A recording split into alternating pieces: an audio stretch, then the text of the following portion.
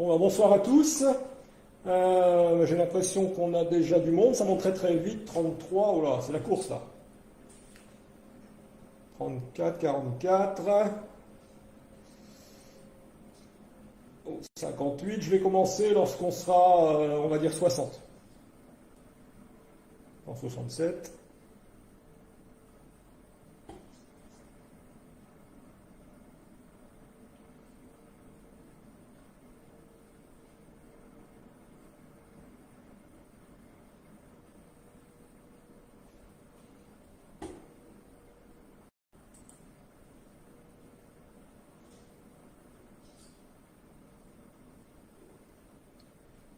Alors,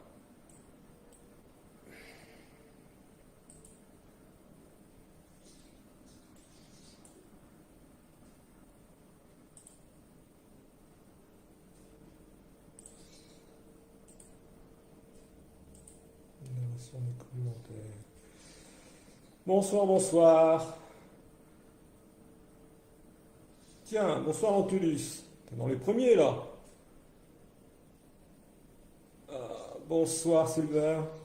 Les Pays-Bas, bah ouais. Vous avez bien de la chance dans les Pays-Bas. Enfin, aux Pays-Bas plus précisément. Ah les gars, c'est pas la peine de mettre votre numéro aujourd'hui, hein. C'est pas une AG. Aujourd'hui, c'était simplement un live.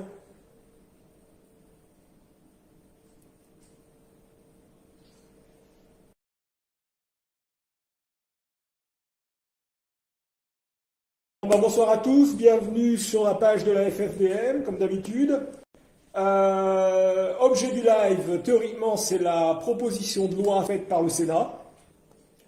Mais avant, malheureusement, il faut que je fasse quelques mises au point, hein, parce que des gens se posent des questions, et puis c'est bien normal. Hein.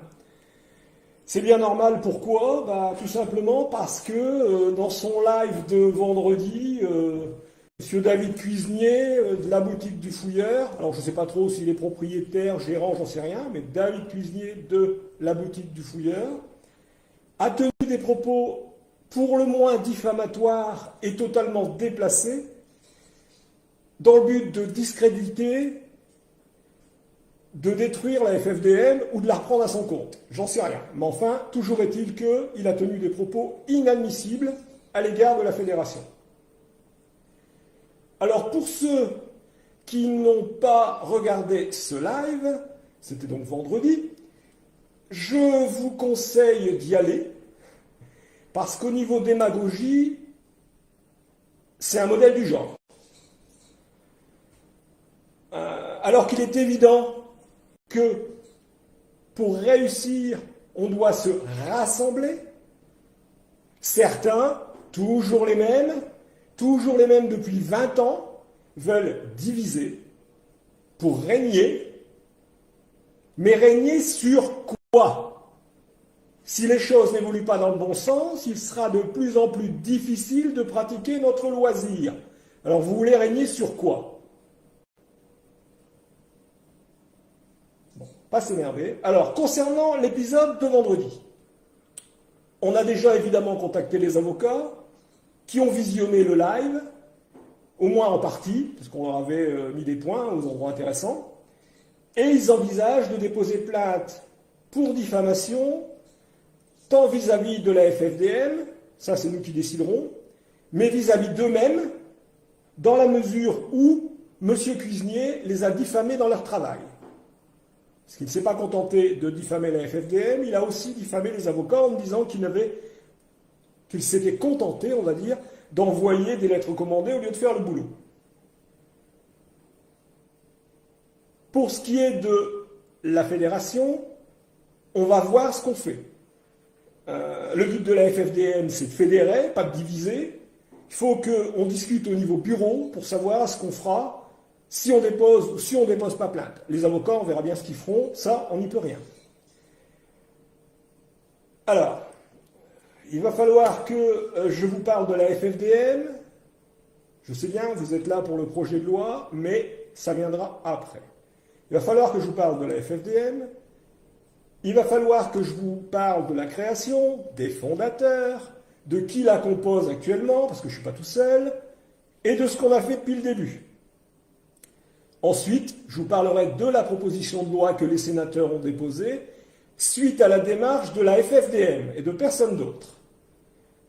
Ensuite, encore, je répondrai à vos questions comme d'hab. Alors. Très bien, il faut déposer plainte, ouais, mais bon, il faut voir ce que ça apportera de déposer plainte, parce que c'est encore un truc qui va durer des années. Le but c'est d'y arriver. Le but, c'est pas de diligenter des procédures, le but, c'est d'arriver à faire légaliser le loisir. Hein, alors, bon, c'est sûr que, bon, les avocats, je pense qu'ils vont le faire, mais nous, on n'en sait encore rien. Hein. Alors donc, sur la création, on va rappeler ce qui s'est passé, ou l'apprendre au nouveau qui n'était pas là. La FFDM a été créée en 2019. 2019, c'est la dernière année où on était encore des gens libres. Hein, la Covid n'était pas là. En septembre 2019, il y a eu en France un rallye de détection très important. Le plus grand rallye qu'il n'y avait jamais eu sur le territoire français.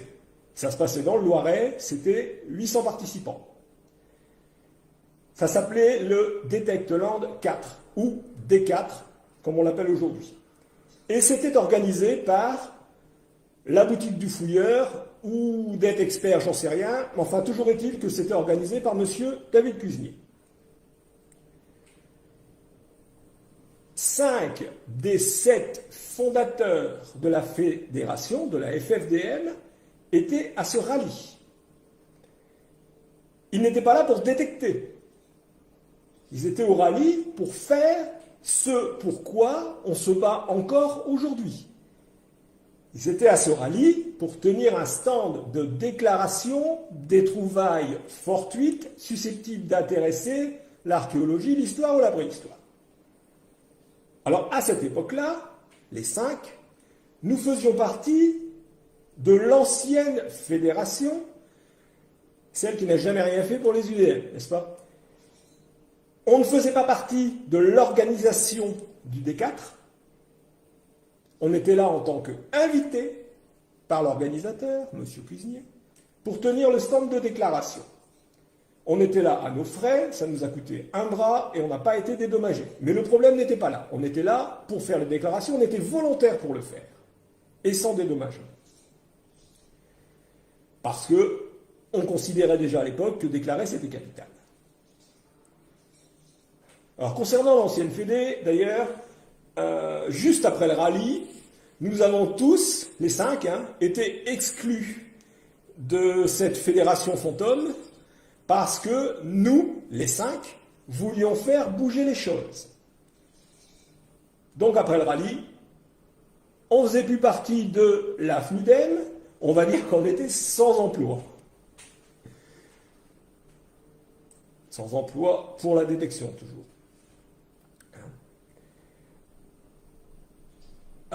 L'AG, on va en parler après.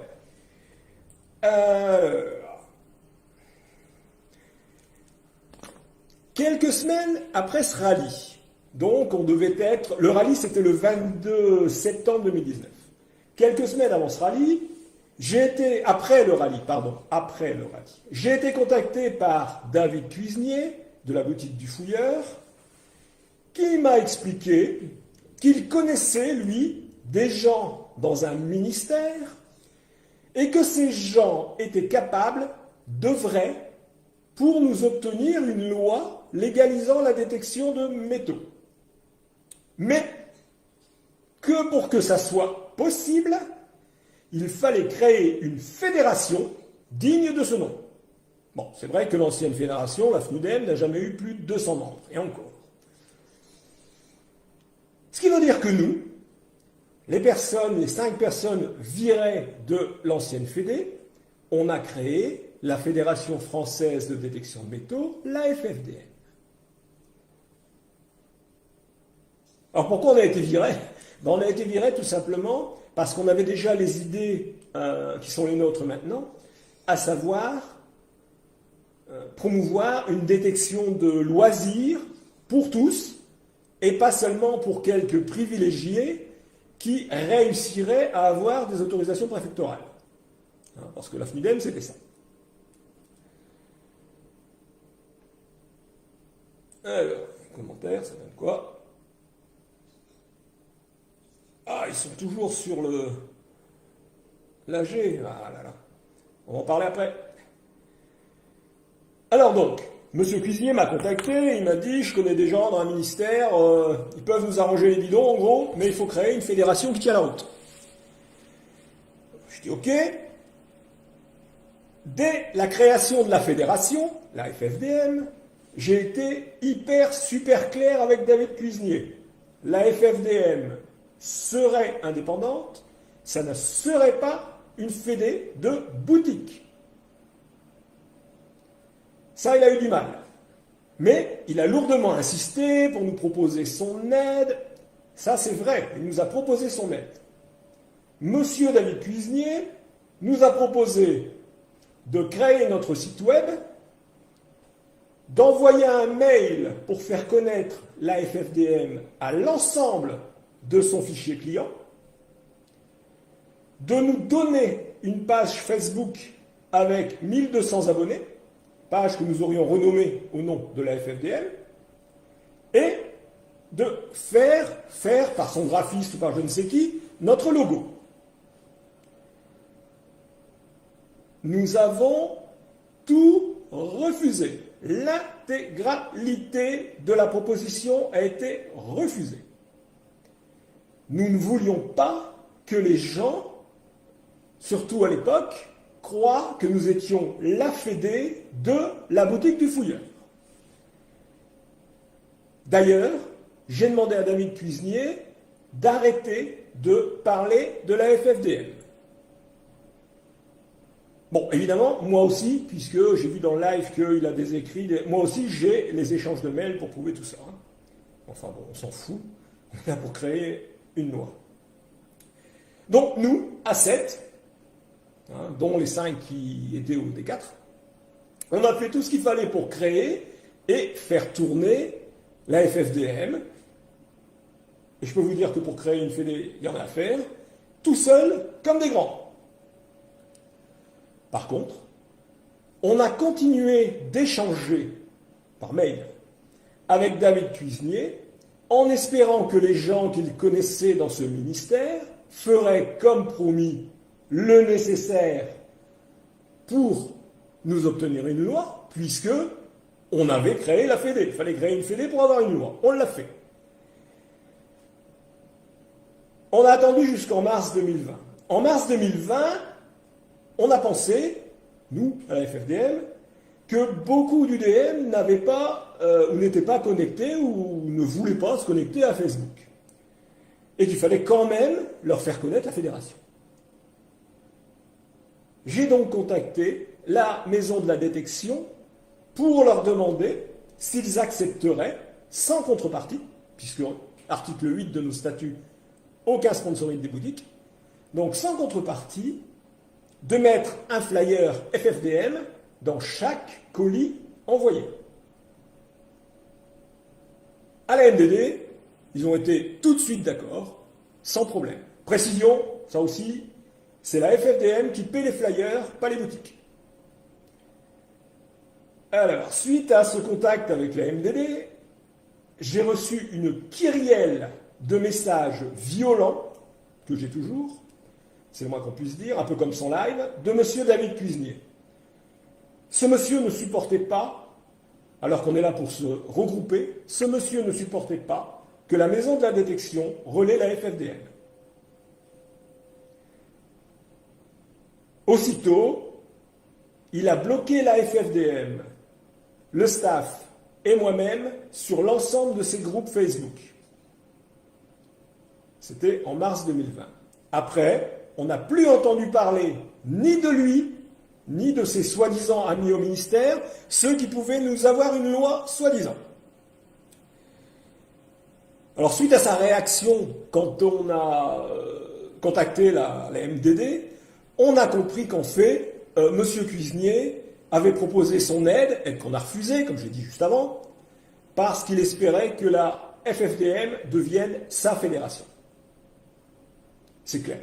Et ces manœuvres d'il y a 2 jours, c'est toujours pour la même chose, c'est dans l'espoir de récupérer la fédération. Pour nous, c'est hors de question. Et c'était hors de question déjà à l'époque. La FFDM n'est à la botte d'aucune boutique. Et elle ne le sera jamais tant que l'équipe actuelle sera aux commandes. Aujourd'hui, pour ce qui est des boutiques, on a 8 boutiques qui relaient la FFDM en mettant des flyers dans leurs colis. Bon, le fouilleur, évidemment, n'en fait pas partie. Ces boutiques se contentent de faire connaître, de relayer les actions de la FFDM en partageant sur leur page pour certaines, et ça, sans aucune contrepartie de la FFDM. Elles le font parce que, comme nous, elles veulent que la détection de loisirs soit reconnue. Et elles considèrent qu'il faut passer au-dessus de ces histoires de boutiques pour réussir. Manifestement, tout le monde ne pense pas la même chose, notamment M. Cuisinier. Alors vous savez tout. Au départ, on a créé la FFDM parce que David Cuisinier nous a fait miroiter que si on crée une fédé digne de ce nom, ses amis dans un ministère pourraient obtenir la légalisation du loisir. Évidemment, depuis mars 2020, on a compris que tout ça, c'était des paroles en l'air, ou au moins ça ne s'est jamais mis en application. Alors, c'est sûr, puisqu'il a insisté sur la chose, nous ne sommes pas des professionnels de la vente de détecteurs de métaux. Nous n'avons pas de boutique. Nous, on travaille chez nous. On n'a pas de diplôme non plus en communication. Vous l'avez remarqué, ça d'ailleurs. En revanche, on sait comment fonctionnent les institutions françaises, on connaît les textes, on sait diriger les procédures. Personnellement, j'ai fait ça pendant 30 ans. Alors, chacun son métier, faire reconnaître la détection par l'État n'a rien à voir avec la vente d'un détecteur de métaux. Donc, si M. Cuisinier veut que ça soit fait par des professionnels, c'est pas par les boutiques. Preuve en est, en moins de 2 ans, nous avons fait, nous, à la FFDM, bouger les choses plus que les vendeurs de détecteurs en 20 ans.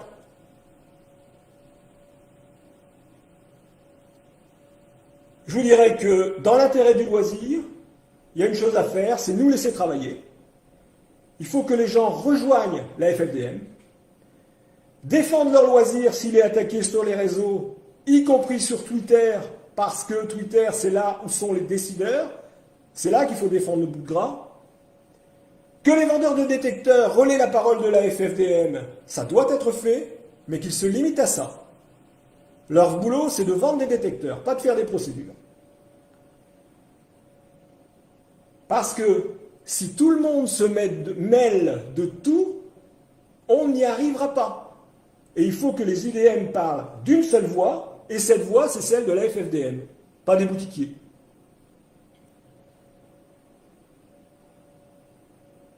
Alors, il y a quoi ?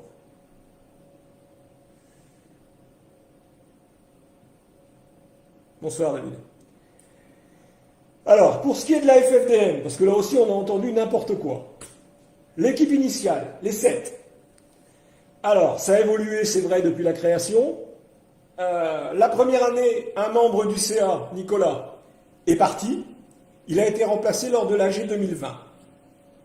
Ensuite, cette année, notre trésorier, M. Vérac, qui était, il faut le dire, très peu impliqué dans la fédération, qui ne payait pas les factures en temps et en heure, qui plus est, souvent s'abstenait de participer aux réunions du CA, a été considéré comme démissionnaire en vertu de l'article 14 des statuts.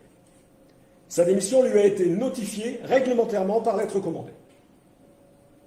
Avec accusé-réception, évidemment.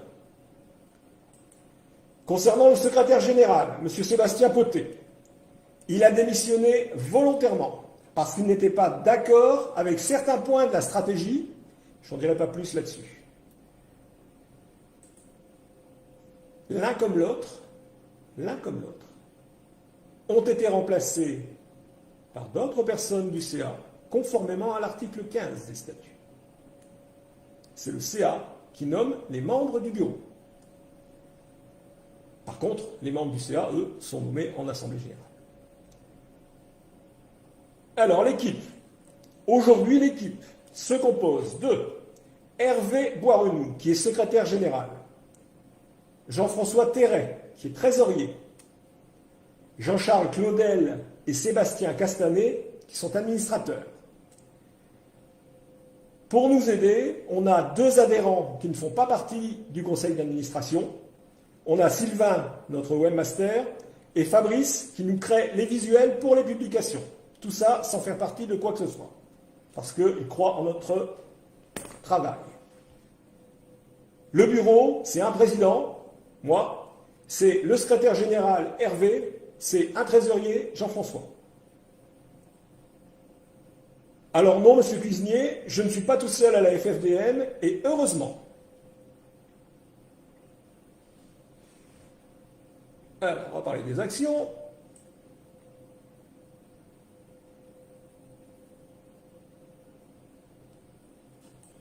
Alors, les actions. Eh bien, les actions, vous les connaissez, puisque les actions, on les met au fur et à mesure sur la page dès qu'elles sont faites. Et puis c'est comme la composition de l'équipe. Les actions, elles sont détaillées, clac, clac, clac, clac, sur le site web de la Fédé. Je ne vois pas comment on peut dire qu'on ne fait pas d'action.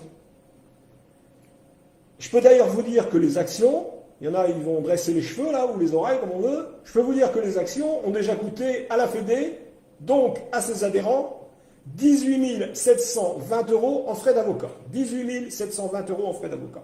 Alors, si on avait envoyé des lettres recommandées, ça aurait coûté beaucoup moins cher. Hein.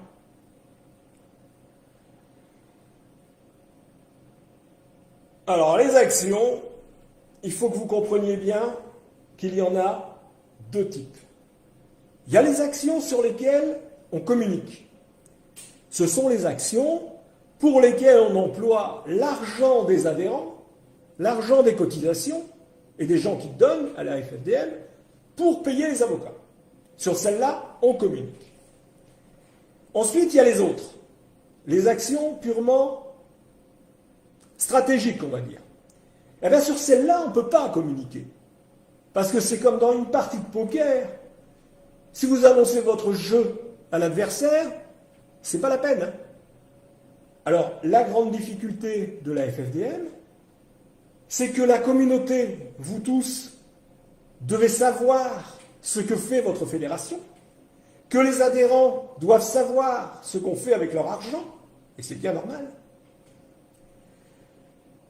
Mais qu'on doit faire savoir tout ça sans dévoiler notre jeu aux antidétections qui, eux aussi, développent des stratégies à l'envers pour que la détection soit interdite. Pas évident du tout. Mais on fait au mieux. Alors, cette proposition de loi faisait partie des actions de la 2e catégorie, celles pour lesquelles nous n'avions pas prévu de communiquer, parce que c'est une action stratégique. Il faut savoir que cette proposition de loi faisait partie des actions pour lesquelles il valait mieux se taire. Et il faut aussi savoir qu'elle est en ligne sur le site du CA depuis mi-octobre de cette année. Je pense que les antidétections ne l'avaient pas remarqué. C'était une bonne chose, c'est ce qu'on voulait. Malheureusement, mercredi, un groupe Facebook, alors pour ne pas le nommer, les aventuriers du passé, groupe détectoriste toute région, a trouvé et a publié la proposition de loi qui était sur le site du Sénat depuis mi-octobre. Je vais vous dire une méga bêtise, et ça pour rester poli. Stratégiquement, il fallait que ça se sache le plus tard possible, pour que les autres en face réagissent le plus tard possible. Alors, suite à cette bêtise, très très vite, il y a eu une traînée de poudre. Le soir même, des gens ont commencé à faire des lives pour parler de la proposition de loi, sans même savoir que la FFDM en était à l'origine. Du coup, le mal étant fait, la FFDM a partagé elle aussi sur sa page, mais sans dire qu'elle était à l'origine du truc. On s'est contenté de marquer Qu'est-ce qu'on avait marqué? Voilà quelque chose de bien. Non, voilà quelque chose d'intéressant. On ne voulait pas, nous, revendiquer ce truc haut et fort. Stratégiquement, ce n'était pas prévu.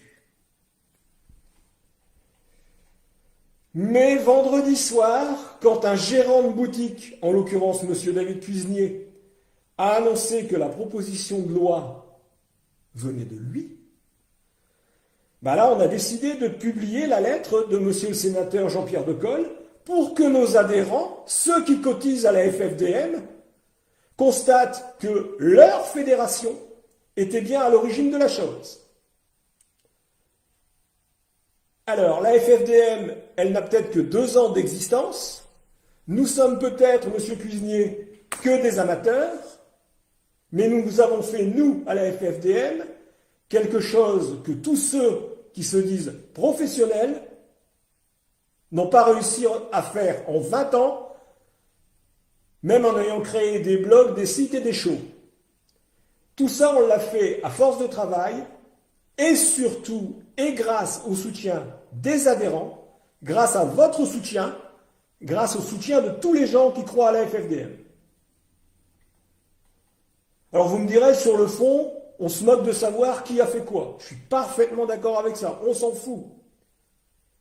La seule chose qui compte, c'est le résultat. On est d'accord aussi. Mais, quand on réussit à faire quelque chose, je pense quand même qu'il est normal de se manifester si quelqu'un d'autre que vous revendique le boulot.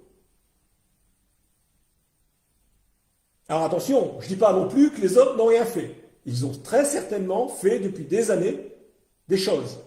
Mais force est de constater qu'ils n'ont pas réussi, ces professionnels. La FFDM, soi-disant des amateurs, oui. Alors oui, on est peut-être des amateurs. Pour ce qui est de vendre des détecteurs, on est des amateurs, il n'y a pas de problème. Pour faire de la communication, on est des amateurs. C'est un minimum. Mais pour monter des dossiers, on est loin d'être des amateurs. Chacun son boulot. Et nos avocats, encore moins.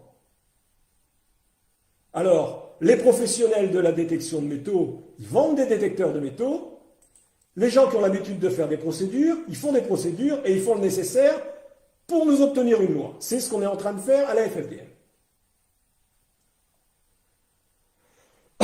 Pardon. Alors, concernant cette histoire de proposition de loi, j'ai presque fini les explications, on arrive à la proposition de loi. Concernant cette histoire de proposition de loi, la FFDM a fait quoi? Eh bien, la FFDM, elle a monté un dossier dans lequel elle a exposé la situation des UDM français, la stigmatisation dont les participants faisaient l'objet, l'impossibilité de déclarer les trouvailles, ce qu'on a dit d'autre, le fait que dans la couche de labour, les artefacts étaient détruits, et on a mis l'accent sur la perte que ces destructions représentaient pour la connaissance de notre histoire. En gros, dans un premier temps, des arguments classiques. Ensuite, on a mis en avant l'utilité de notre loisir, et notamment la dépollution des sols que font tous les UDM à longueur d'année. Et je peux vous dire que c'est ce volet-là de notre exposé qui a séduit, le mot n'est pas trop fort, qui a séduit notre interlocuteur, M. Jean-Pierre Decool. Parce que M. Jean-Pierre Decool avait travaillé sur la loi climat et résilience qui venait d'être adoptée juste avant, en août 2021.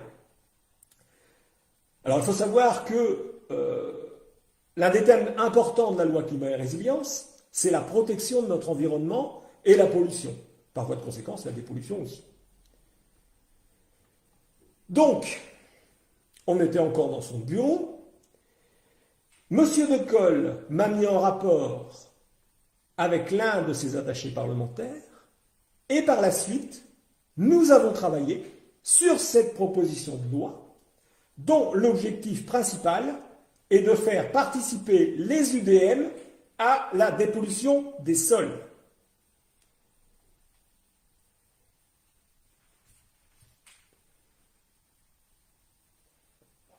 Alors, pour les gens de la POM maintenant, parce qu'il y en a, c'est sûr, J'ai parlé de dépollution, pas de déminage. Lorsqu'un UDM découvre un objet inconnu ou identifié comme dangereux, la consigne, on la connaît tous, c'est clair. Il faut baliser l'objet discrètement pour pas que quelqu'un d'autre le trouve et prévenir les services compétents. Mairie, déminage, gendarmerie, comme on veut. Je rappelle aussi, toujours pour les antidétections, que l'utilisation d'un détecteur de métaux n'a jamais fait exploser quoi que ce soit.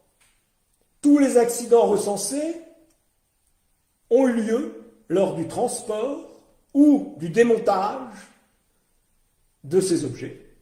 Et ça, c'est déjà interdit par le Code de défense et le Code pénal. Ça n'a rien à voir avec la détection de métaux.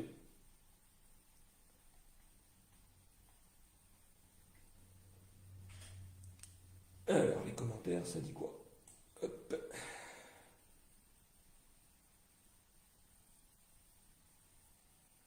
Ah là là là.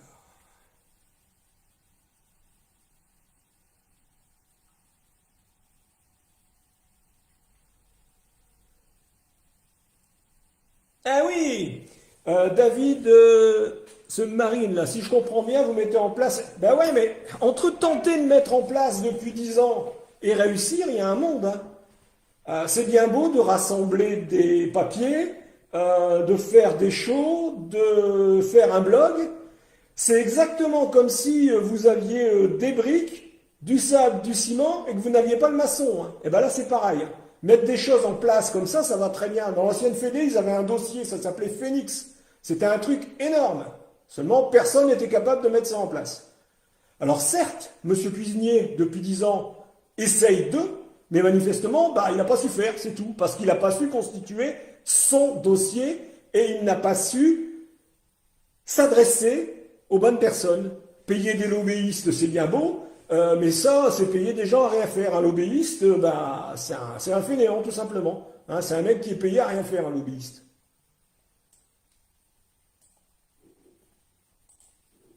Alors, après. Donc, on revient à la proposition de loi.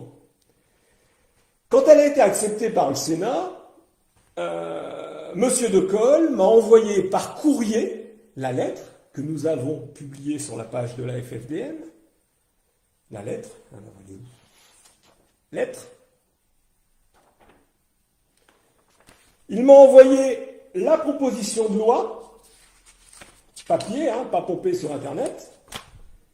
Tout ça dans une belle enveloppe du Sénat. Vous pouvez constater la date, 8 octobre. 8 octobre.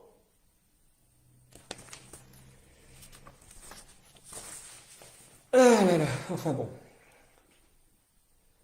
Figurez-vous que, comme le prétend Monsieur Cuisinier, si on avait voulu tirer la couverture à nous, il y a bien longtemps qu'on aurait communiqué sur le truc. Puisque on en est à l'origine, puisque j'avais les preuves depuis le 8 octobre, on ne l'a pas fait. On n'a pas fait alors même que ça aurait permis de nous faire mousser et de gagner des adhérents. Eh bien, on ne l'a pas fait parce que stratégiquement, il ne fallait pas le faire. Il ne fallait pas le faire. Il fallait attendre un maximum. Alors, cette proposition de loi, je ne sais pas en quelle langue il faut vous le dire, mais elle est le fruit du travail de la FFDM et de personne d'autre. On la doit à quoi? Eh bien, on la doit à la motivation de l'équipe.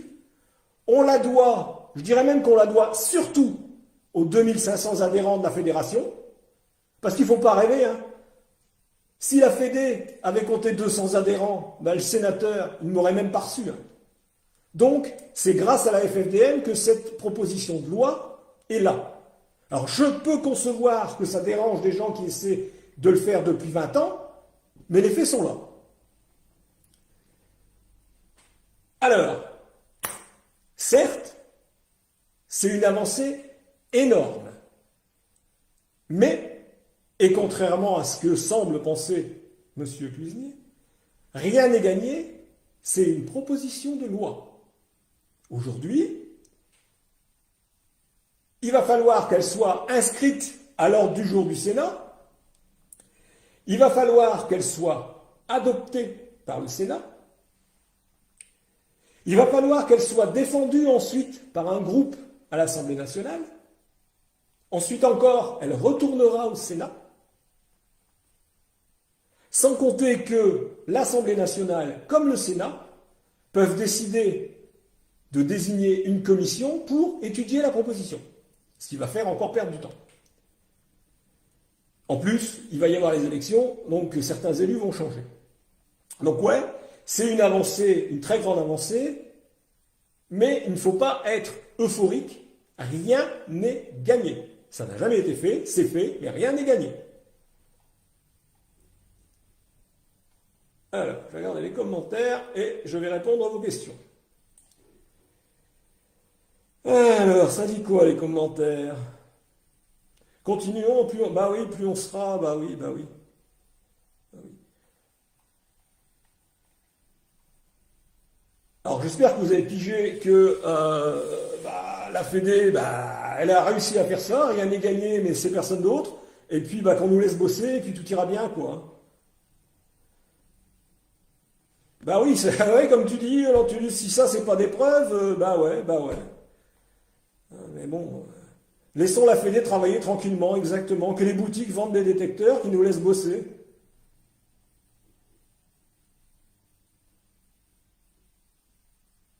Eh ouais, vu qu'elle était sur le site du Sénat, pas facile de la rendre invisible, je suis bien d'accord, mais elle y était depuis, je pense, le 10 octobre, et puis il l'avait pas trouvée. Hein, donc c'était tout bon pour nous, quoi. Hein, mais seulement il a fallu qu'un groupe... bon, d'ailleurs on se demande même si c'était pas encore un arrangement entre M. Cuisinier et puis les admins de ce groupe. Hein. Dans la mesure où l'un des admins c'est Prospector, hein, une boutique qui bosse pour M. Cuisinier. Donc voilà quoi.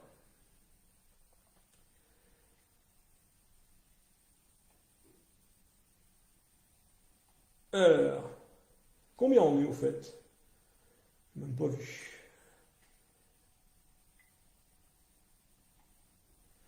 Elle est présentée... Ah j'ai raté, ça va vite, ça défile. Ouais, ouais, ouais. Bonsoir Alain.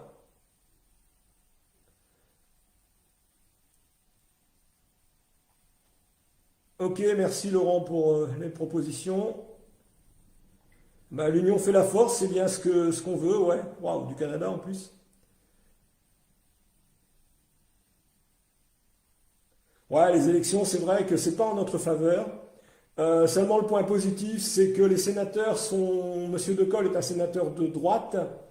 Bon, quand on voit comment se comporte la gauche actuellement, je pense qu'aux élections, c'est la droite qui l'emportera.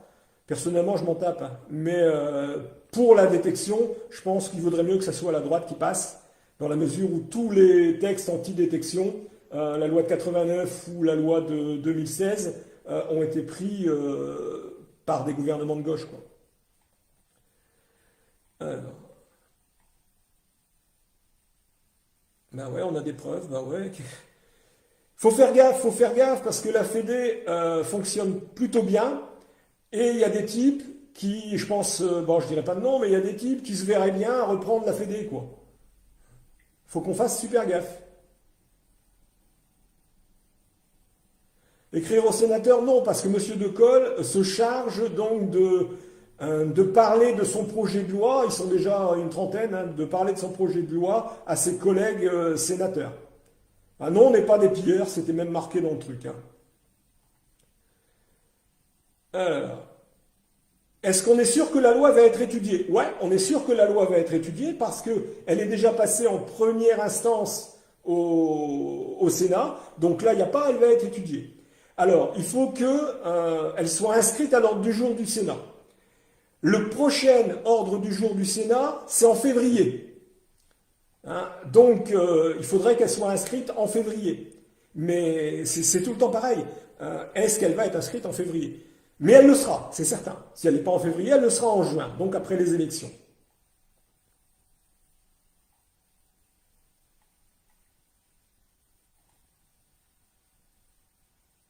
Alors, l'union fait la force.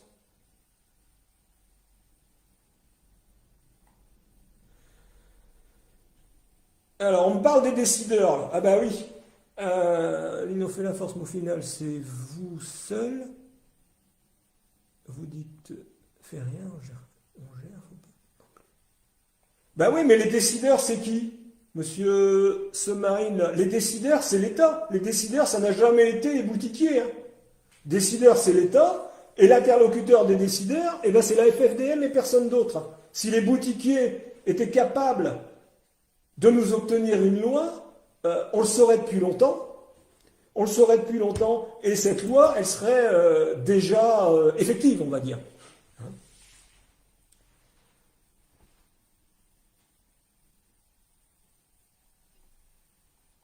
Attends, une histoire de procédure, là. Mais ça défile super vite, les commentaires. Ah, les procédures. Alors les procédures, j'imagine que vous parlez des procédures qui ont été faites contre les arrêtés préfectoraux. Alors, là aussi, Monsieur Cuisinier, qui est un professionnel de la vente de détecteurs de métaux et pas d'autre chose, et de la communication aussi, parce que là, elle est très forte, bien plus fort que nous tous, a accusé nos avocats. Et c'est pour ça qu'ils ont l'intention de déposer plainte contre lui pour diffamation, d'avoir simplement envoyé des courriers recommandés au préfet et rien d'autre. Alors, pour ceux qui ne savent pas, lorsqu'un arrêté préfectoral a plus de 2 ans, les voies de recours sont terminées, et pour le faire sauter, il n'y a pas 36 solutions. Il faut déjà, et avant tout, demander au préfet qui a pris cet arrêté de l'annuler, de l'abroger. Et effectivement, pour faire ça, les avocats font un mémoire qui est envoyé par lettre recommandée au préfet. Le préfet a dans ce cas-là, donc là, effectivement, il y a une lettre recommandée. C'est la première étape. Le préfet a effectivement 2 mois pour répondre. Si le préfet, dans les 2 mois, ne répond pas, ou si le préfet dit non, ensuite, il faut faire une requête en abus de pouvoir contre la décision du préfet ou la non-décision du préfet. Et cette requête, on l'a fait au niveau du tribunal administratif du lieu. Ce qui veut dire, pour la Somme, qu'on a commencé à demander l'abrogation à la préfète, elle n'a pas fait. Si, elle a fait. Celle-là a supprimé son arrêté, la Somme, et elle en a pris un autre, qui est tout aussi, même si aujourd'hui la détection est autorisée sur les terrains clos et non nus, bon, c'est encore illégal parce qu'elle ne pouvait pas notamment interdire la détection sur les plages. Donc on a rattaqué ça aussi. Pour la Meurthe-et-Moselle, alors là, l'arrêté venait d'être pris, on va dire, les recours étaient toujours possibles. Donc, on a fait simplement une requête à la préfète de Meurthe-et-Moselle qui a enlevé son arrêté. Donc, oui, on a fait des recommandés, mais recommandés, pas de réponse, procédure. Alors, je ne vous parle pas non plus de tout ce qui est en cours au niveau du Conseil d'État.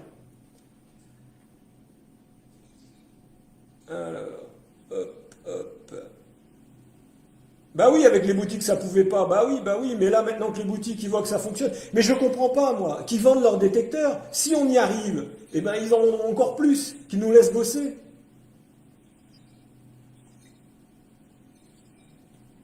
Cotisation, ça va du 1er janvier au 31 décembre. Donc là, on a ouvert pour 2022. Donc si vous adhérez maintenant, c'est valable jusqu'en 2022. Décembre 2022. Pourquoi parler de ce personnage? Eh bien, allez donc voir le live, et vous verrez que ça mérite quand même qu'on en parle, parce que moi, j'ai eu plein de messages de gens qui se posent des questions, et c'est normal. Quand vous voyez un type qui descend votre fédération comme ça, vous n'avez pas envie d'adhérer, et d'ailleurs, c'est ce qu'il cherche. Bah oui, c'est évident, pas par les boutiques, alors qu'ils nous laissent bosser.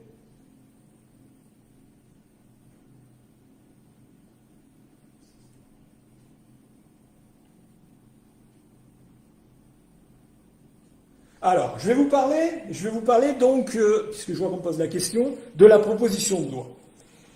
Alors, cette proposition de loi, donc, le but, c'est de permettre aux UDM de dépolluer les sols. Et pas de déminer, hein, de dépolluer les sols. C'est basé sur ce qui se passe en Belgique, en Flandre, et pas en Wallonie. Alors, en Flandre, vous avez envie de détecter, il vous suffit de demander un agrément, aux instances du patrimoine. Vous avez cet agrément et vous êtes UDM agréé. Vous pouvez détecter. Il n'y a pas d'examen, il n'y a rien du tout. C'est un agrément. Ça sert à savoir qui détecte, c'est tout. Cet agrément, en Flandre, il est illimité. Il n'y a pas de date et il est gratuit. Une fois que vous êtes agréé, vous détectez avec l'autorisation du propriétaire, vous dépolluez, et puis si vous trouvez un objet pouvant intéresser l'histoire, vous faites votre déclaration. En Belgique, en Flandre, ils ont créé une base de données, et le projet de loi, nous, ça doit être l'article 2, le prévoit également. Ils ont créé une base de données. Et cette base de données est reliée à une base de données européenne que tous les archéologues d'Europe peuvent consulter, y compris les Français, alors que nous, on n'a pas le droit. Bon. Alors donc, je reviens à la fameuse proposition, c'est on fait une déclaration, on fait une demande d'agrément, on est agréé, il n'y a pas de condition, il faut être majeur et puis ne pas avoir été condamné pour une infraction au patrimoine, ce qui est normal. Et ensuite, vous pouvez détecter. Il faut déclarer, c'est tout.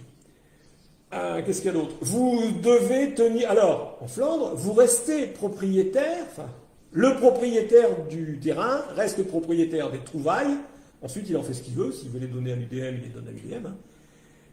Il reste donc propriétaire du truc. Seulement, l'UDM doit présenter les trouvailles qui intéressent l'art, l'histoire, l'archéologie. Si on a besoin, si un archéo, un scientifique en a besoin, le type doit présenter sa trouvaille. C'est pas mal. Alors, il faut savoir quand même qu'en Belgique, en Flandre, c'est marqué dans la loi, les gens peuvent, les dracs locales, ça ne s'appelle pas comme ça, mais peuvent venir chez vous, si vous êtes agréé, pour contrôler si vous avez bien tout déclaré. C'est normal, pas de souci. Voilà. Donc, c'est ça le truc. Donc, ce n'est pas un agrément pour dépolluer, non, c'est un agrément pour détecter, pour faire de la dépollution, qui vous permettra de déclarer, parce qu'aujourd'hui, en France, c'est interdit, on ne peut pas. Voilà. Donc, c'est vraiment un truc super, mais c'est loin d'être passé. Parce qu'il faut savoir que les articles de loi, vous les avez tous vus dans la proposition, il faut savoir que les articles de loi, ils vont être revus lors du passage au Sénat, ils vont être revus lors du passage à l'Assemblée, donc ces articles vont bouger. Pardon. Donc ces articles vont bouger. Alors, oui, j'ai une question qui m'a été posée. Pourquoi on parle de 5 articles et qu'il n'y en a que 4? Alors c'est bien simple, c'est parce que dans la proposition qu'on avait réalisée avec comment on appelle ça, l'attaché parlementaire de M. Decolle, on avait mis 5 articles. Le 5e, c'était l'obligation de présenter son agrément pour pouvoir acheter un détecteur. C'était ça, l'article 5. Il se trouve que la commission du Sénat n'a pas voulu conserver, je ne sais pas pourquoi, n'a pas voulu conserver cet article, donc il y en a que 4, mais en haut, ils ont oublié de changer. Voilà. Mais le 5e, c'était ça, mais on s'en fout, puisqu'il n'a pas été retenu par la commission du Sénat. Il se peut aussi que, lorsque ça passera en deuxième lecture, ou lorsque ça passera à l'Assemblée, il se peut aussi qu'ils mettent des nouveaux articles. On n'en sait rien. Ouais, ce serait bien un guide de bonne conduite, oui, tout à fait. Eh bien, en Flandre, c'est ce qu'il y a. Ils ont un guide de bonne conduite. Aux Pays-Bas, ils ont un guide de bonne conduite aussi. Et puis, au Royaume-Uni, ils ont aussi un guide de bonne conduite. Donc oui, c'est le but. C'est le but. Nous, on n'est pas trop pour une formation, parce que ailleurs, ils ne le font pas, nulle part. Ils ont tous fait des guides de bonne conduite. Mais si on veut autoriser avec une formation de quelques heures, comme ça se fait en Wallonie, pourquoi pas, on va pas... faut bien comprendre que après il y a quand même des gens dans le monde du DM qui souhaitent recevoir une petite formation. Pourquoi pas? Bah, la proposition de loi correspond exactement à ce qu'on attendait. Bah, c'est ce que la FFDM veut. Monsieur De Coll, lui, a sauté sur l'occasion parce qu'il estime qu'on a vraiment notre carte à jouer dans la dépollution. Mais bon, c'est super, quoi. Oui, bien sûr, Sébastien Toulon, que c'est ce que je viens de dire, elle va être modifiée, elle pourra donc être différente, mais elle pourra pas être, enfin, elle pourra être aménagée, mais pas différente, puisque c'est quand même la loi qui a été faite par le sénateur. Alors, à quand le résultat? Bah, à quand le résultat?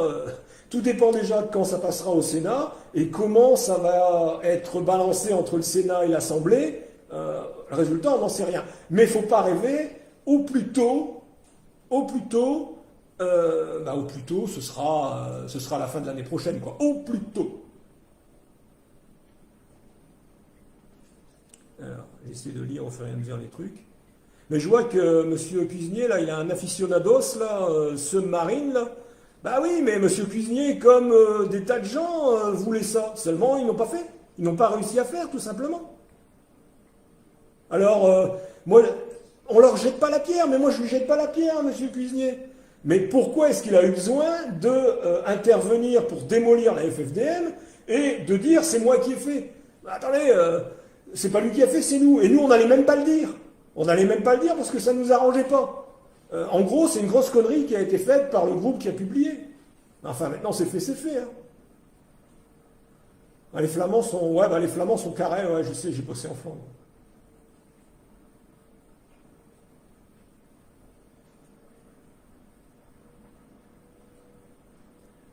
Ah ben, il est bien évident que si on arrive à avoir une loi, il va y avoir du contrôle. Et puis c'est normal. Parce que bon, il faut pas rêver non plus. Il y a des types chez nous, parmi la communauté, qui font n'importe quoi. C'est comme ça. Donc ces types-là, quand il y aura une loi, eh ben, ils seront d'autant plus facilement repérables parce que il suffira au type de la gendarmerie, de la drague, de qui on veut, quand il verra un UDM sur le terrain, d'aller voir s'il a son agrément dans sa poche. S'il n'a pas son agrément dans sa poche, clac, ce sera normal, surtout si cet agrément, il est gratuit, et puis il n'y a qu'à le demander, quoi.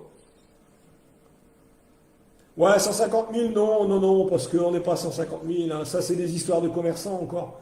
On est 100, 120 000, gros max. Ouais, bien sûr, on peut en parler à ses députés, bah oui, pourquoi pas. Est-ce que les archéologues sont manifestés? Ben non, ils ne sont pas manifestés pour l'instant, mais allez donc sur le Twitter des groupes anti-UDM, vous allez voir, eux, ils n'ont lu qu'une seule chose, déminage. Parce que pour eux, dépollution égale déminage. Non, on ne fait pas de déminage, heureusement. Mais enfin bon, c'est leur job, eux, ils veulent démolir la détection, nous, on veut légaliser. Donc, ils nous ennuient, c'est normal. Mais il faut qu'on aille. Alors, ça ne sert à rien non plus d'aller les harceler, mais il faut aller exposer nos arguments. Parce qu'il faut bien vous dire que sur Twitter, il y a les journalistes, les politiques, tous ces gens-là, ils ne viennent pas sur Facebook, ou très très peu. Donc ils entendent quoi, les politiques et les journalistes? Ils entendent la version des Antilles, et puis ils se disent, oh ouais, c'est sûr, ils pillent tout, les mecs. Ouais, forcément, nous on n'est pas là pour dire autre chose. Donc, oui, c'est sûr qu'il y a des archéologues, mais j'ai rien contre eux. Les archéologues qui sont contre les UDM, je suis persuadé que c'est une frange. Au contraire, s'il y a des gens de la part, ouais, eux ils sont contre nous, mais oui, il y en a, je suis même sûr qu'il y en a parmi les adhérents. Ça s'appelle de la filtration, ça.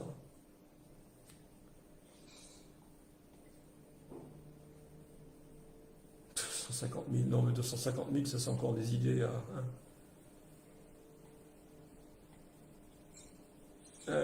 David a dit, mais il en sait quoi, David?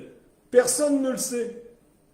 Nous, on a fait un rapport avec les autres pays, là où la détection est autorisée et où les gens sont connus, et en faisant le ratio, on arrive à 100 000, quoi, 120 000.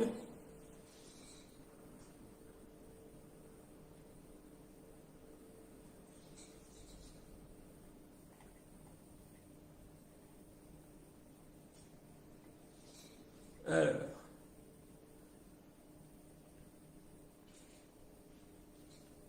Bon, non, 30 000, on est beaucoup plus 30 000.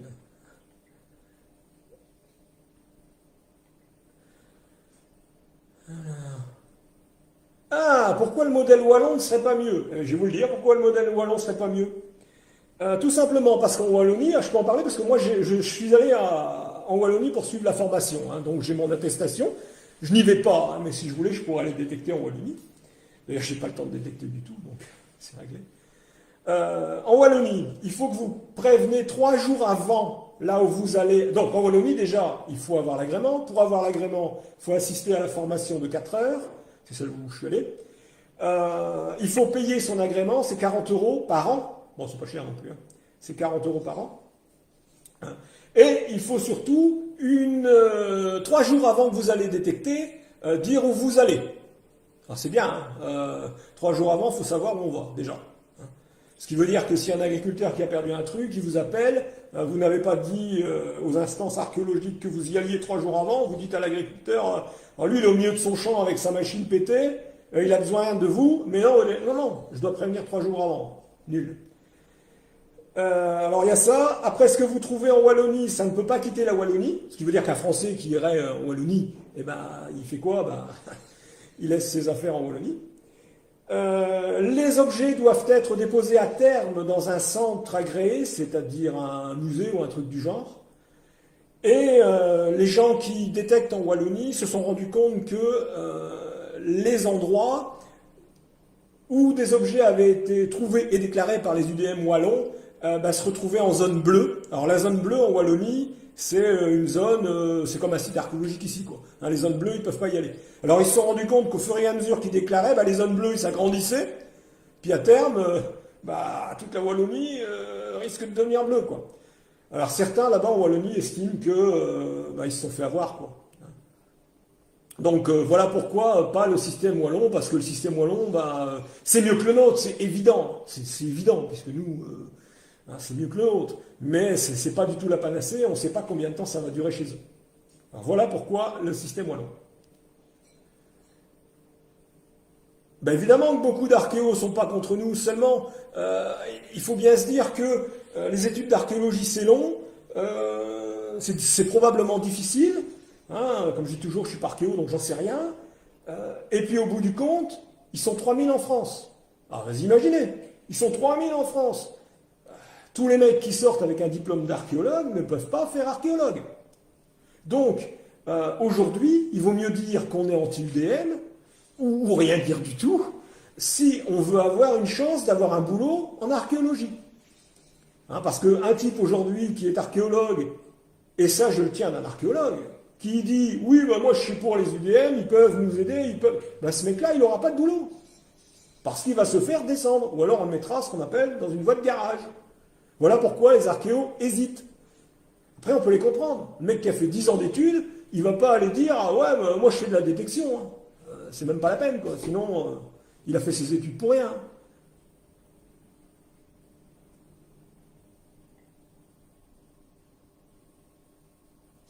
Ah non, on pourra... Attendez, Johan Sio, là. On ne pourra jamais se passer des autorisations du proprio. Et c'est normal. Attendez, ils sont chez eux, les mecs. Hein. Imaginez que y en a un, demain, vous le retrouvez dans votre pelouse en train de détecter. Vous allez dire quoi? Alors, il est plus que normal que le propriétaire qui est chez lui, ou au moins l'occupant, donne son autorisation. Et puis il ne faut pas oublier que si la loi ne change pas, il est propriétaire de ce qu'il y a dedans, quoi. Bon, sauf si la terre a été vendue depuis juillet 2016. Alors, dans le nouveau projet de loi, M. Decolle a souhaité aussi revenir sur les articles 69 et 70 de la loi de 2016. C'est ceux qui attribuent à l'État toutes les découvertes. Hein, parce que sur un terrain, si vous avez acheté quelque chose depuis juillet 2016, vous pouvez regarder votre acte de vente, c'est marqué que tout ce qui est trouvé, ça appartient à l'État.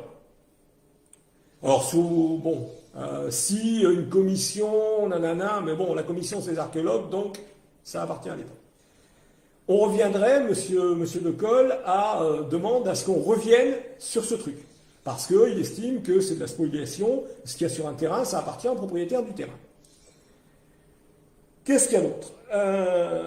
Ou alors, si c'est vraiment un truc hyper génial qui peut intéresser la science, l'histoire ou je sais pas quoi, il est tout à fait normal que l'État puisse s'en porter acquéreur, mais contre un dédommagement. Parce qu'aujourd'hui, l'État prend le truc et ne paye pas. L'État paye seulement les dégâts pour accéder au chantier, c'est tout. Ce qui veut donc dire que le mec, il est totalement dépossédé de quelque chose qui se trouvait sur son truc, quoi.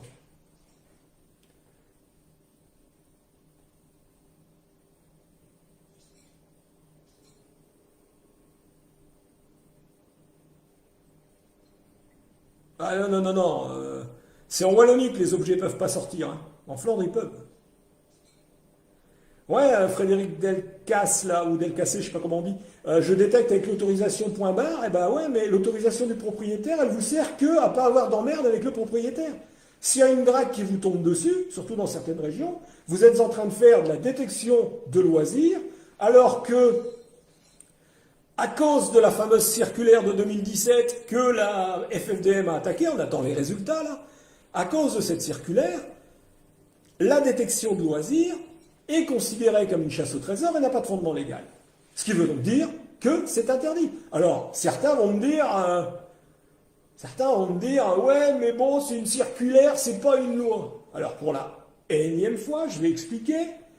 Une circulaire, c'est un document qui donne des consignes.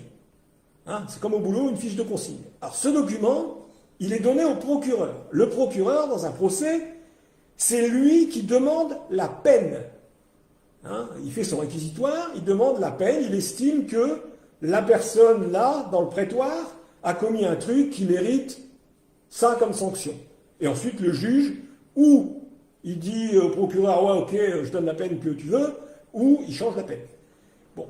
Là, la circulaire, elle dit au procureur, s'il y a un type qui est en train de détecter, c'est une chasse au trésor, et il faut le sanctionner en vertu du 542.1. Il fait quoi le procureur? Ben, il obéit aux consignes, et donc il fait un réquisitoire.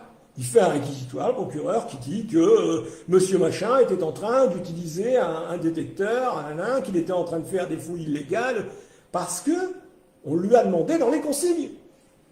Consigne que la direction des affaires criminelles et des grâces lui a donné au procureur.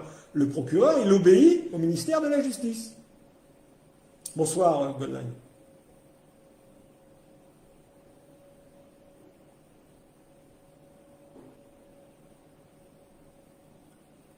Alors la loi vient de changer maintenant, tout ce que tu trouves chez toi est à l'État. Ah ouais, tout ce qu'on trouve chez soi est à l'État. Si vous avez acheté la maison, le terrain, ce que vous voulez, après juillet 2016.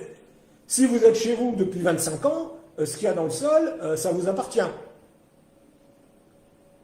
Si l'État le veut, il va vous dédommager, il va l'acheter.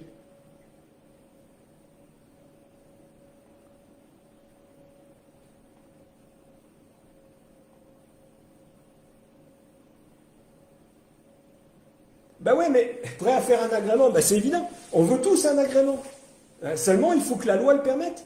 Il faut bien se dire qu'il ne suffit pas de dire je veux un agrément. Si la loi, si le code, s'il y a un code, je ne sais même pas dans quel code ils vont nous mettre ça, mais s'il y a un code qui dit il faut un agrément, on fera un agrément. Pour l'instant, ça dit, 542.1, ça dit que c'est interdit, point. C'est sympa en PACA, bah ouais, je sais bien.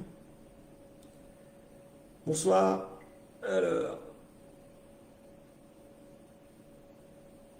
La liste des boutiques, ah bah ouais, mais elle est sur notre page. Il y en a 8.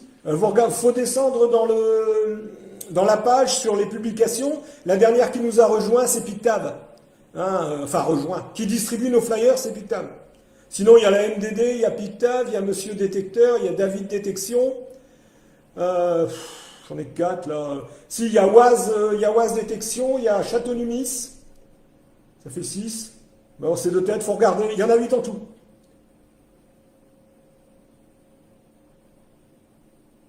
Évidemment, si la boutique du fouilleur veut distribuer nos flyers, pas de problème, on lui en envoie. Hein.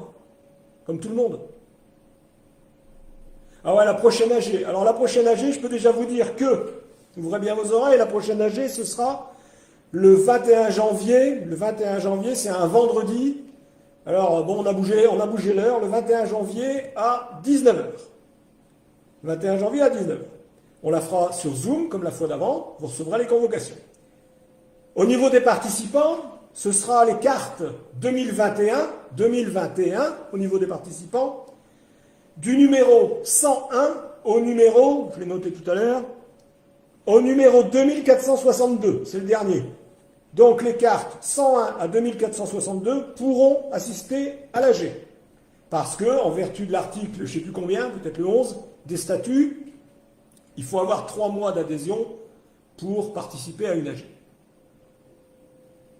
Non, c'est qu'en visio, on a 2500 personnes, on ne peut pas recevoir 2500 personnes, surtout avec les conditions sanitaires actuelles.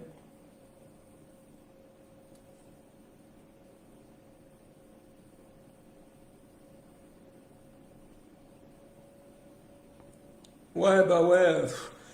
Moi, je pense qu'on doit tous s'unir. Et s'il y a des gens qui nous aiment vraiment pas et qui veulent pas s'unir à la FFDM, bah, dans l'intérêt de tout le monde et dans l'intérêt du loisir, qui restent dans leur coin et qui ne vont pas contre la FFDM. Ils veulent pas venir, ils viennent pas, mais ils nous laissent bosser.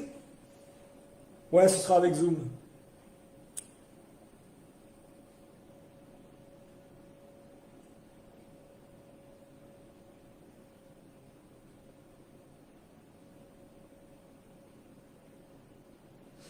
Ouais, mais elle restera jamais Forban Prost, elle deviendra jamais, jamais, jamais libre. Si on y arrive, ce sera avec, moi j'espère, hein, moi j'espère un agrément parce que c'est la solution belge qui fonctionne, flamande.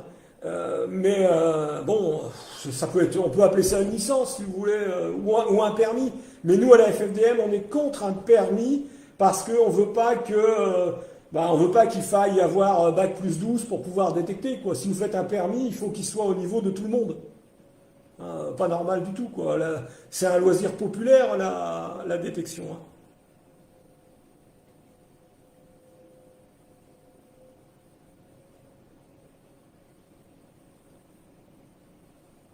Les parquetiers restent des magistrats, et ben oui, mais donc ils obéissent au ministère.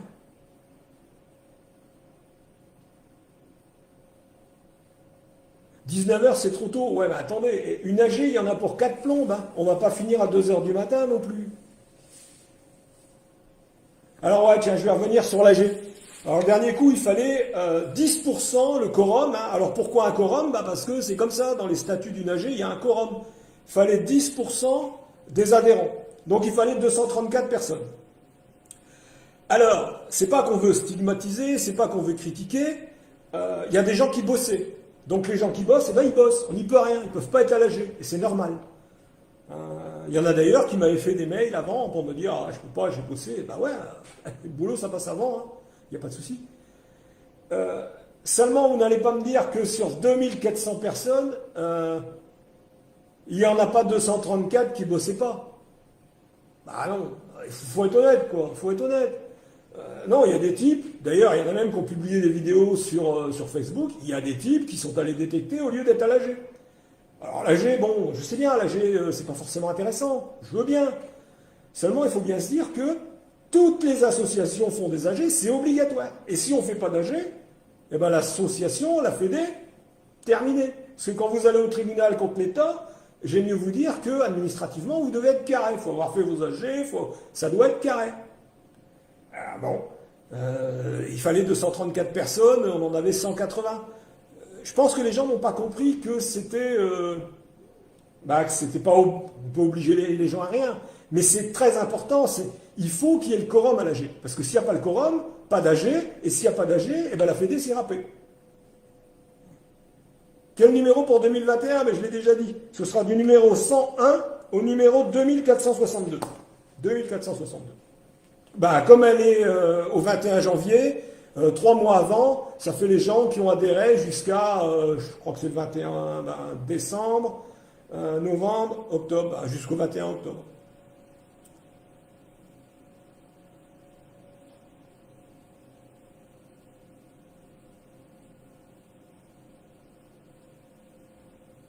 Ah mince, je voulais lire ce qu'il avait marqué ce marine là, parce que visiblement il a envie de nous attaquer.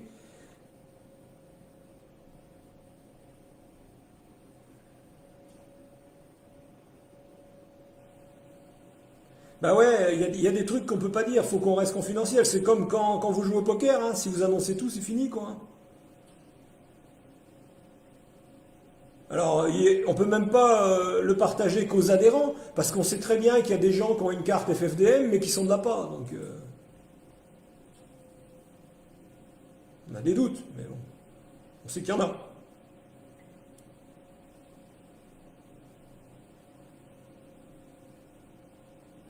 Bah, je viens de la donner, la date de la prochaine AGR. 21 janvier, 19h.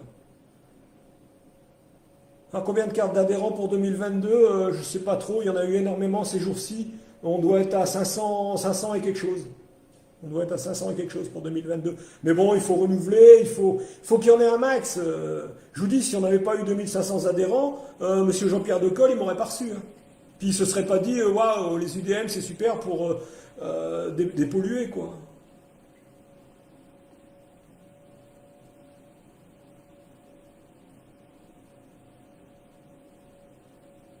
Ah bah alors pour Franck Santerre, assiste à un procès, je vais te dire, 33 ans de gendarmerie, des procès, j'ai assisté à des dizaines et des dizaines et des dizaines. Procureur requiert, et puis bah, le juge ensuite se retire pour délibérer, puis il revient, et puis il donne la peine. Voilà. Alors où ça correspond à ce que le procureur a demandé, ou c'est plus, ou c'est moins. Hein, mais c'est le procureur qui requiert. Alors il faut savoir que les juges ont reçu la circulaire pour information, tandis que les procureurs l'ont reçu pour attribution. Ça veut dire qu'ils sont obligés d'en tenir compte dans leur réquisitoire. Ouais, il n'y a pas de problème, Christophe Smith, ou Schmidt, je sais pas comment on dit.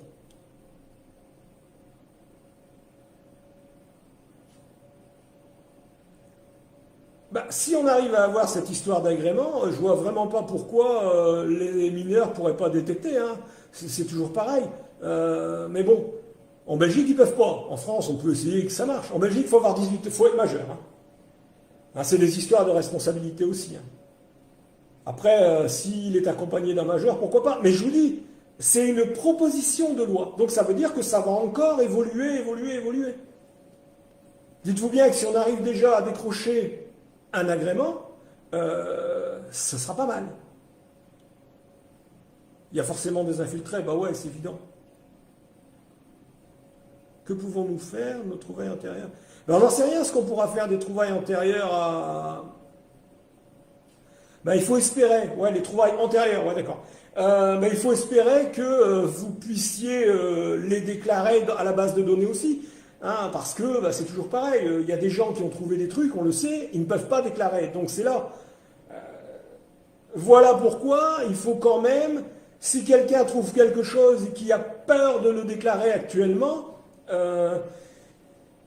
vaut mieux qu'il note consciencieusement les coordonnées GPS de l'endroit où il l'a trouvé pour, quand il va pouvoir le faire, le déclarer. Parce que le but, c'est quoi? Les objets sont détruits dans le sol. Alors, ils sont détruits par tout ce qu'on veut, hein. Ils sont détruits par la force mécanique des labours, des herses. Ils sont détruits par les retombées de pluie acide. Ils sont détruits par les engrais. Ils sont détruits par le fait que une année c'est au-dessus, après c'est retourné, c'est en dessous. Donc voilà. Hein. Donc c'est détruit pour tout ça. Ce qu'il faut, c'est que les UDM, quand ils trouvent quelque chose, notent consciencieusement l'endroit. Comme ça, l'objet est sauvé. Même s'il y a une fouille dans 10 ans, je vois dans les pays où ça fonctionne, ils savent qu'à tel endroit, il y avait telle chose, puisque l'UDM l'a déclaré. Donc, l'objet est sauvé d'une façon comme d'une autre. Si on le laisse dedans, ben, dans 10 ans, il n'y en aura plus, il sera broyé.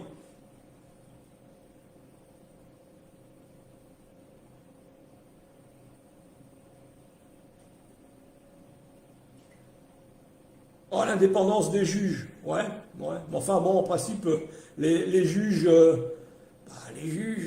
bon, c'est comme l'indépendance des avocats, ça, hein. Ils se battent pendant le procès, et puis après, ils sont en train de boire un coup ensemble ou un café, hein.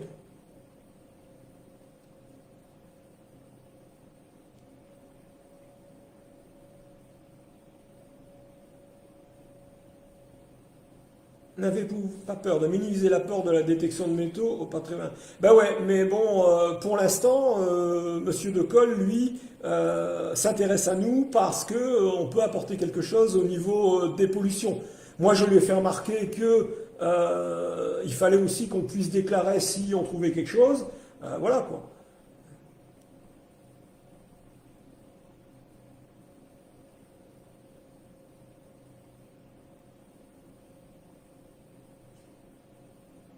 On peut détecter sur les terrains privés. Ben, on ne peut pas détecter nulle part. L'usage du détecteur de métaux est autorisé en France si vous ne faites pas de recherche archéologique. Seulement pour eux, vous êtes toujours en train de faire des recherches archéologiques, sauf si vous avez un document du propriétaire ou de l'occupant qui dit non. Il est en train de rechercher un soc de charrue, il est en train de rechercher une clamolette, un bijou, ce que vous voulez. Donc là, il n'y a pas de souci. Ils ne vont pas dire que vous faites des recherches archéologiques si vous avez le propriétaire qui a marqué noir sur blanc que vous cherchez une clamolette. Ils ne peuvent pas. À condition, bien sûr, que vous n'ayez pas 10 stataires dans la poche, quoi. Hein, 10 stataires, waouh. Alors, dépolluer les plages, a priori, je ne vois pas pourquoi on ne pourrait pas le faire. Il y a quand même un truc qui est à noter dans la loi, hein, c'est que le sénateur a voulu insister pour laisser une interdiction de détecter la nuit. Alors que sur les plages, c'est vrai que les types, vaut mieux les détecter quand il fait noir pour pas emmerder les gens qui sont sur la serviette, quoi. C'est logique. Hein. Mais ça, il a rien voulu savoir, le sénateur. Lui, il estime que tout ce qui se passe la nuit, c'est pas trop clair, donc il a mis détection de nuit interdite. Bon, nous on propose hein, et on discute, mais c'est eux qui ont les derniers mots toujours. Hein.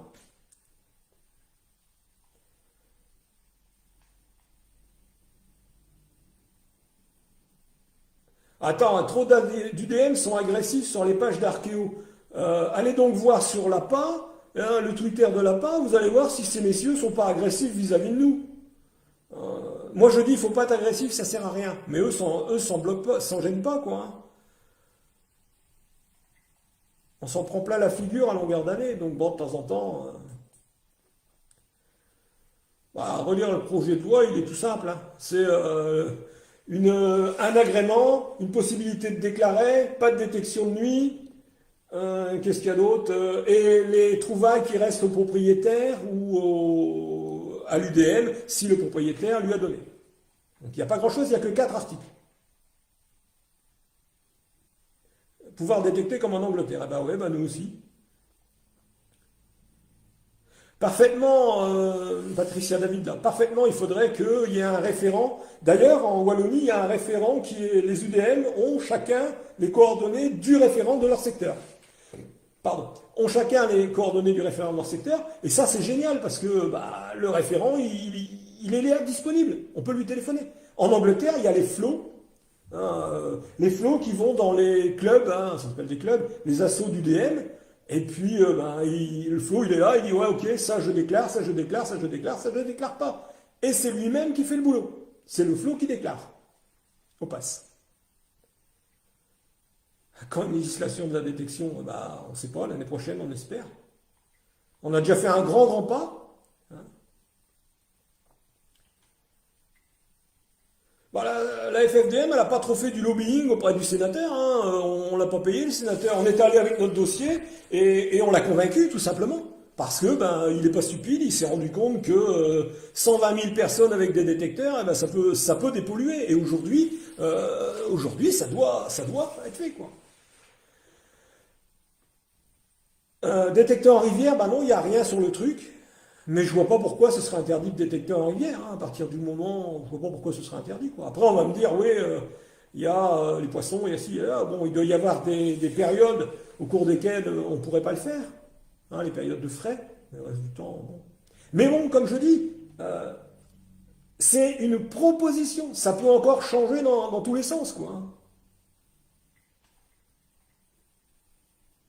Il a trouvé un pack de 12 Heineken à la plage. J'espère qu'il a ramassé. Mais il devait être vide.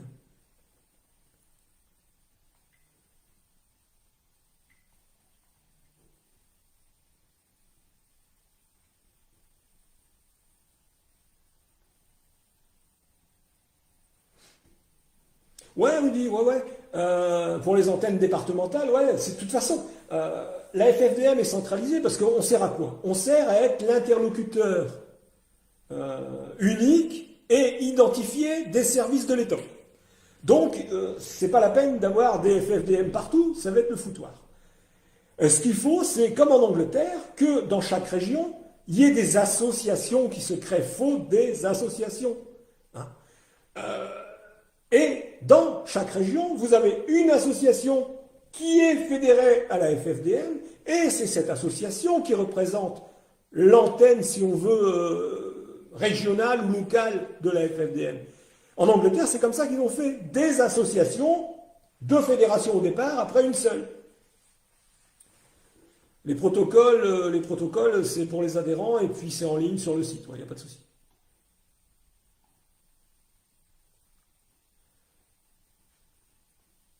Ouais, je vois bien les gens qui mangent un détectoriste tous les matins, ouais, je vois bien qui c'est.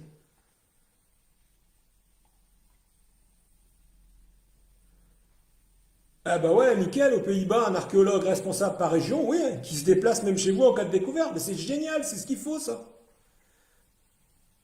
C'est ce qui se passe en Angleterre, c'est ce qui se passe en Wallonie. Alors à partir du moment où on est en train de chercher un objet perdu par l'agriculteur, si on découvre un site archéologique, donc si on cherche vraiment un objet perdu par l'agriculteur, qu'on a un papier, un protocole fait par la FFDM ou un autre qui dit la même chose, euh, on peut, moi, à mes yeux, si on trouve un site, on peut le déclarer, oui. On peut le déclarer, l'agriculteur vous a demandé, c'est écrit de rechercher un truc, vous trouvez un site, il faut le déclarer à la DRAC, ouais, je pense, ouais. Bon, ce qui est certain, c'est que si vous avez trouvé un site, ben, il faut plus y mettre les pieds, quoi.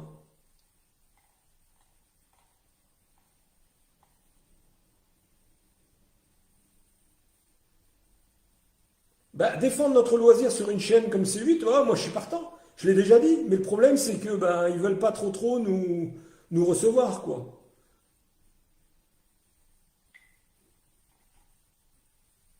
Mais moi je veux pas faire le buzz, hein. Pour faire le buzz, présentez-vous au présidentiel. Moi je veux pas faire le buzz, hein. J'ai rien à prétendre, j'ai 61 ans, je suis en retraite. Moi je veux qu'on ait une loi, ça s'arrête là, quoi.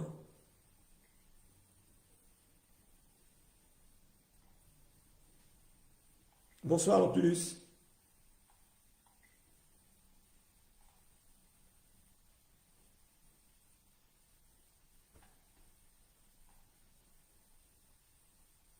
Ouais, la pêche à l'aimant, elle rentre dans la législation sur la détection, puisque les anti-détection considèrent que c'est l'article 542.1, donc celui qui nous met sous le nez pour la détection, qui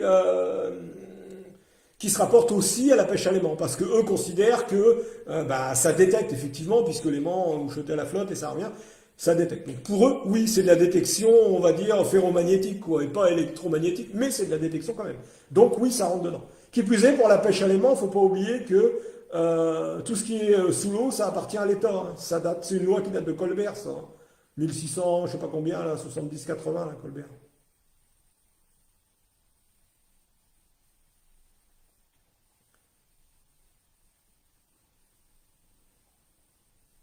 Ouais, tiens, je vois ça là. De toute façon, on va contacter, la lettre est déjà quasiment faite, on va contacter tous les candidats aux élections présidentielles. Hein. Ils vont tous être contactés, ces braves gens. Ouais, 200 kilos de déchets par an, ouais, bah, ça dépend combien de fois les gens sortent dans la semaine ou même dans le mois, quoi. Mais 200 kilos de déchets par an pour un UDM, ouais, c'est logique, ça, ouais.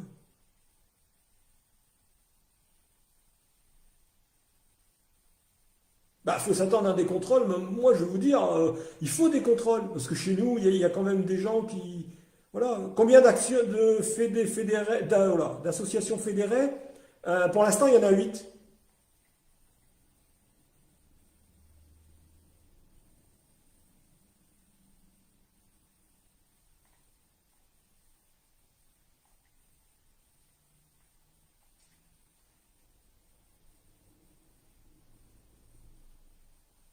Ouais, je suis d'accord, Madeleine Dubois, là, je suis d'accord. Comme la pêche ou autre chose, il faut des associations dans chaque département qui font le lien entre les UDM et la FFDM. Parfaitement, je suis d'accord. Et puis, si on arrive à avoir comme aux Pays-Bas, là, comme le disait tout à l'heure Patrick ou Patrice, Oui, il faut un archéo ou alors un archéo référent qui passe dans les associations ou quelqu'un qui a des connaissances qui passe dans les associations, déjà pour prêcher la bonne parole et aussi pour procéder aux identifications et aux déclarations. Parce que détecter si vous ne déclarez pas, ça ne sert à rien.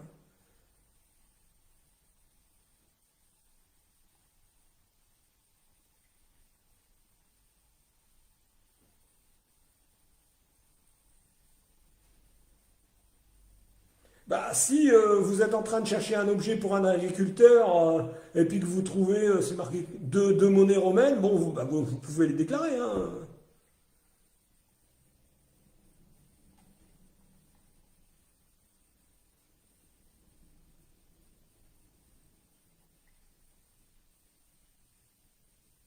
Ah ouais, ouais, Alexis Bissou, moi je conseille de se constituer en association, c'est vrai. Et surtout que pour les associations, la FFDM, ça coûte 3 fois rien, quoi, hein. C'est 3 euros par membre, imaginez. Parce que justement, on veut qu'il y ait des associations. C'est le président de l'association qui nous envoie la liste de ses adhérents, avec ses statuts évidemment, hein, qui nous envoie la liste de ses adhérents, et puis nous on renvoie une carte par adhérent chez le président ou chez qui il nous a dit, hein. Et les mecs, ils payent 3 euros par adhérent. C'est vraiment rien du tout, quoi. Pourquoi vous voulez enterrer un archéologue? Il n'y a pas de raison, il a le droit de vivre comme tout le monde, ça.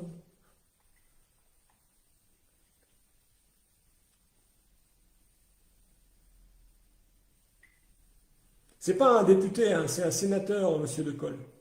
C'est pas pareil du tout. Je sais bien que manifestement certains confondent députés et sénateurs, hein, mais même des professionnels, n'est-ce pas?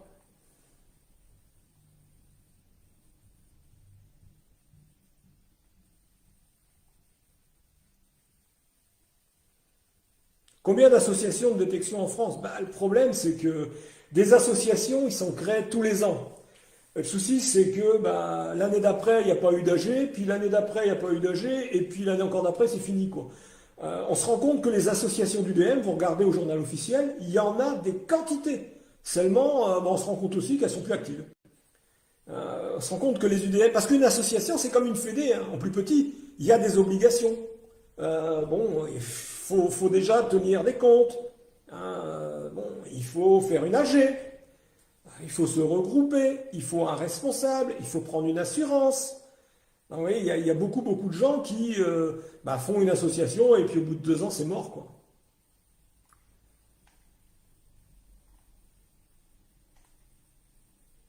8 associations fédérées, c'est bien peu, je suis d'accord. D'ailleurs, j'invite les présidents d'associations qui sont déjà fédérés chez nous à nous envoyer leur renouvellement. Alors, quelqu'un m'a appelé là. Alors, c'est qui? Bon, allez. Il y a combien de temps qu'on est en ligne là? 1h28. Waouh, waouh. Je vais pas faire comme Monsieur Cuisinier, 2h30, ça sert strictement à rien.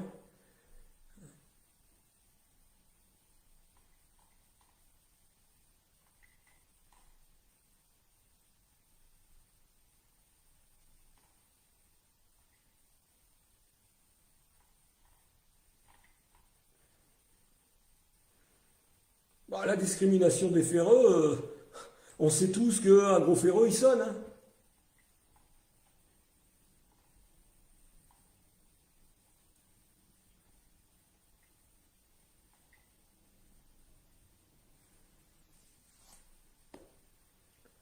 Des UDM sur vos autorisations qui n'ont pas l'auto, ça on le voit tous partout, hein. Mais c'est vraiment le problème, les gens ne respectent rien, quoi. Avec 3 euros, on fait rien. Bah ouais, mais c'est pour encourager les gens. On a mis la cotisation pour les adhérents d'associations à 3 euros, justement pour encourager les gens à se constituer en association. Parce qu'à la FFDM, on est certain que c'est la solution. Il faut des associations. Donc on s'est dit, on va leur demander que 3 euros par membre. Comme ça, il va y avoir des associations qui vont naître un peu partout dans chaque département. Malheureusement, pour l'instant, c'est pas le cas. Et puis quand il y en a une, l'année d'après, elle n'est plus là. Donc voilà. Mais c'est vrai que les associations, c'est la solution. Et on y tient. C'est pour ça qu'on a mis à 3 euros. C'est sûr que c'est rien du tout. Par contre, on envoie le paquet de cartes. à une seule personne. Vu le prix des timbres, comme on n'a pris que 3 euros, c'est le président ou le trésorier, comme on veut, hein, qui distribue les cartes. Hein. Ah non, non, ce n'est pas David l'appel, non, non.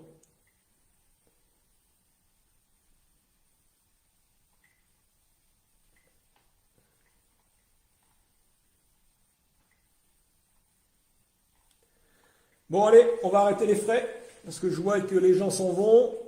Ah, je dis les gens s'en vont, il y a quand même encore 300 personnes. Mais bon, si on veut, on peut tenir jusqu'à 1 heure du matin. Hein. Ah, les forêts domaniales, eh ben, les forêts domaniales, pour Patricia David, ben, elles appartiennent à l'État, les forêts domaniales. Donc, à partir du moment où il faut l'autorisation du propriétaire, ben, il faut l'autorisation de l'État. Or, aujourd'hui, c'est même pas la peine de demander pour aller dépolluer, puisque dépolluer, ça on peut le faire aussi, une forêt domaniale, vous n'aurez jamais les autorisations. Si la loi change, que vous êtes agréé, peut-être. Hein, mais pour l'instant, on y est, quoi. La première contrainte, et ça restera, et moi j'estime que c'est normal, c'est l'autorisation du propriétaire, parce que le type, il est chez lui. Alors même si c'est l'État, eh ben, c'est l'autorisation du propriétaire. Comment adhérer? Ben, il faut aller sur le site.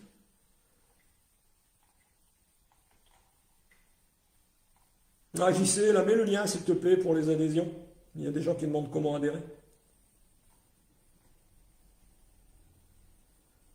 Un gendarme ou un policier peut-il m'interdire de détecter? Bah, si vous êtes en train de détecter, faire de la détection de loisirs, il peut faire un renseignement, ce qu'on appelle un renseignement judiciaire, c'est-à-dire qu'il prend vos coordonnées, il vous fait signer que vous êtes en train de détecter à tel ou tel endroit, et il peut envoyer ça au procureur de la République, qui lui peut décider de ouvrir une enquête préliminaire, hein, c'est-à-dire de faire une enquête pour voir pourquoi vous étiez en train de détecter. Eh oui, et si vous étiez en train de détecter pour détecter, ça vous n'avez pas le droit. Si vous étiez en train de détecter pour rechercher un objet, bon bah là, tout va bien quoi.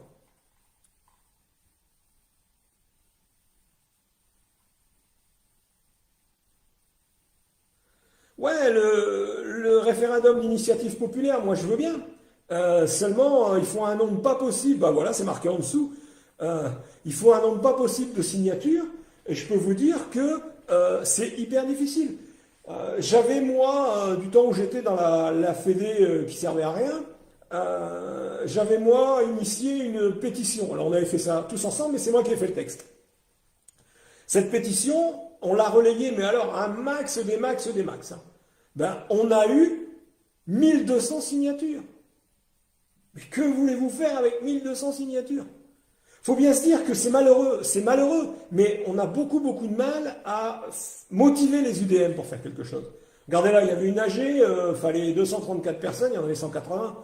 Bon, il y a tous ceux qui bossent, je suis d'accord, mais il y a les autres. Une pétition, c'est pareil. Vous faites une pétition, vous avez 1200 trucs, vous passez pour un guignol. Certains disent parfois, ouais, il faut aller manifester devant le Sénat. Déjà, si on a 180 personnes à l'AG, on va aller manifester devant le Sénat, on va se retrouver à 4. Hein. C'est dommage, mais c'est comme ça. Donc il faut faire avec. De toute façon, la solution viendra des procédures, pas d'autre chose.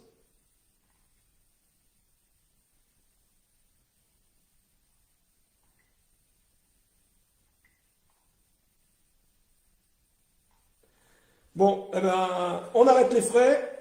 Je dis bonne soirée à tout le monde. Je vous demande, renouvelez vos adhésions. Hein, J'espère que vous avez compris et que vous ferez passer le message. Hein, la FFDM, elle bosse. Hein, le projet de loi, la proposition, c'est le boulot de la FFDM et de personne d'autre.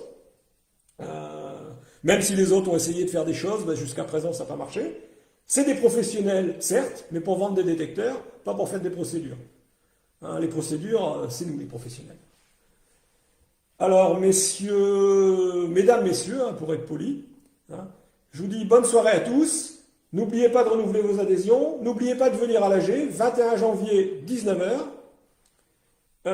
Pour les adhérents 2021, donc je répète, numéro 101 à 2462. Mais vous aurez de toute façon, parce que c'est prévu par les statuts, une convocation. Les convocations, vous allez voir aussi dans vos spams, les indésirables. Parce que par moment, ils tombent là aussi. Voilà, rien de plus. Bonne soirée à tous et merci pour tout, de m'avoir écouté, d'avoir commenté. L'arrêté de la Meuse, allez, c'est le dernier. L'arrêté de la Meuse, la procédure est en cours. J'y travaille, je devais y travailler ce week-end, mais il a fallu que je fasse le live grâce à on dira pas qui. Donc je travaillerai dessus demain et après-demain, l'arrêté de la Meuse, et les avocats l'enverront au parquet probablement avant la fin de la semaine. Voilà, bonne soirée à vous tous.